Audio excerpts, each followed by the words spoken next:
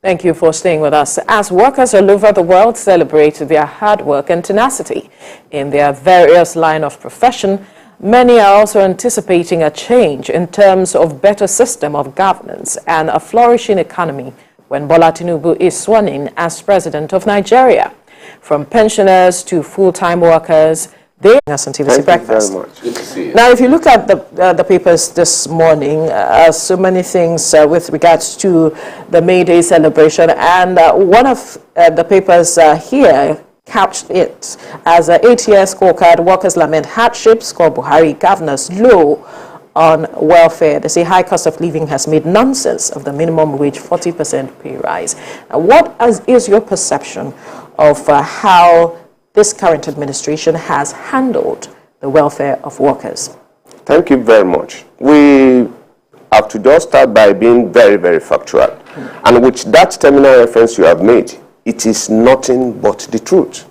The scorecard is even lower, much, much lower than what they have posited. Because if you take advantage of a time value of money and inflation upon everybody working either in the private or more particularly public sector servants and workers, it's been so bad for them and with them. And unfortunately, our legislations, our laws, the laws that regulate almost everything about workers and their well-being in and off service have not been so profitable or benefiting to the workers. So the scorecard is totally low. Where do you think we missed it? As a nation, we've been dwelling so much on the spirit of sanctions. Nigeria never has any good sentiment towards sanctioning misbehaviors. How do you mean? Yep. If someone has it deep in his mind that if I steal 10 naira, I'll go to jail, and there's nothing that will stop that. But if over the years he has seen so many other persons stealing in excess of that same amount, and they find their ways out, they see that there's a relaxed mood in the ways and means of the country, of the government, people will do more worse things. So sanctions management in Nigeria is as good as non-existent. And you know, to the working population, it's been so sad with them. Nothing works concerning them, particularly about the laws. Because if I may draw your attention to something, much importantly, about pension. If you go back to the contributory pension scheme, you will see in the 2000 Act, for that purpose, there was a deliberately legislated fraud against Nigerian pensioners. How? Deliberately legislated. Now, the contributory pension scheme posited or proposed that contributions be made by their organizations, which will be reinvested by those organizations, out of which the original contributors will earn some bits as interest. But at the same time, the same act now proposed that at age 50 or at the compulsory retirement age, employees who now become former employees, no more working, non-working, would access only 25% of that fund. The question now is, if before age 50 or that compulsory retirement age, there is a financial emergency on the part of the contributor. And like I do share with you, I did 15 years in the bank. And the primordial contents and spirit of banking is that of financial intermediation. How do I mean?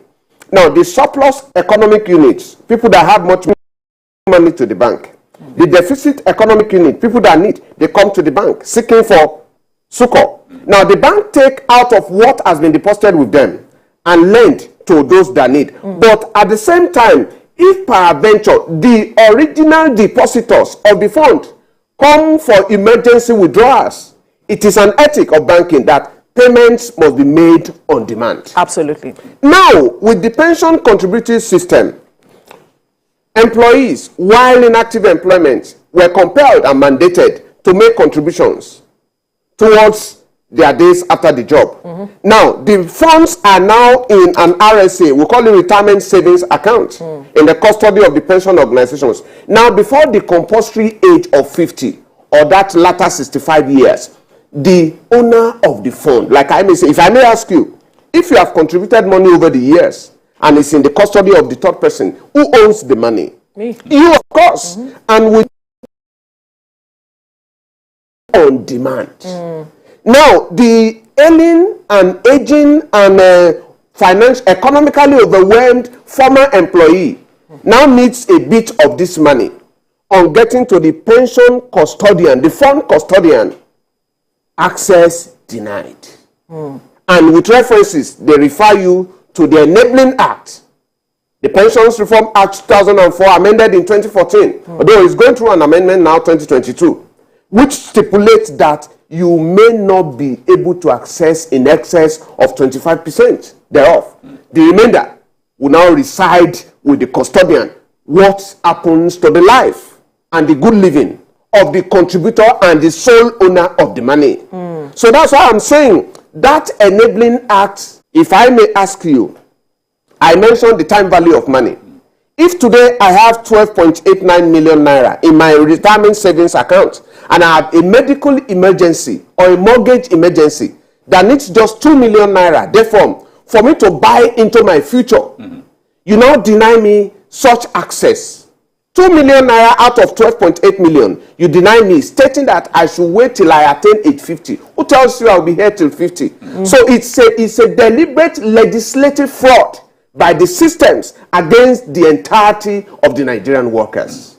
So with this now, you want all of these things to be changed in such a way that it's flexible enough for people to access their pension funds ahead of time. But if you say this, there's room also for abuse, where people can come up with issues to access their monies even ahead of time. Access their money.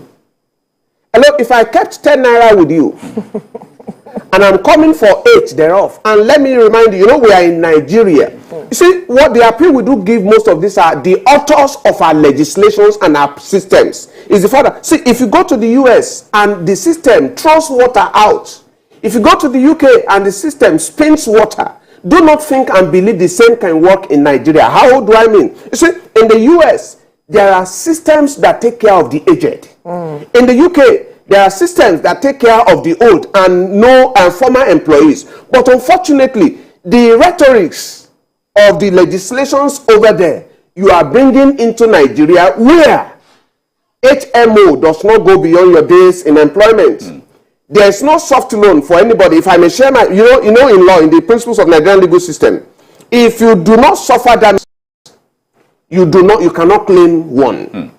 If you are not an injured person, you can't go up for damages. That is what is benchmarking this. Because if I may share with you, I have 12.89 million naira in my RSA account as we are speaking. I access the pension fund organization for an emergency withdrawal of 2 million. Till I'm speaking English with you right now, they denied me access. And the question is what? Why?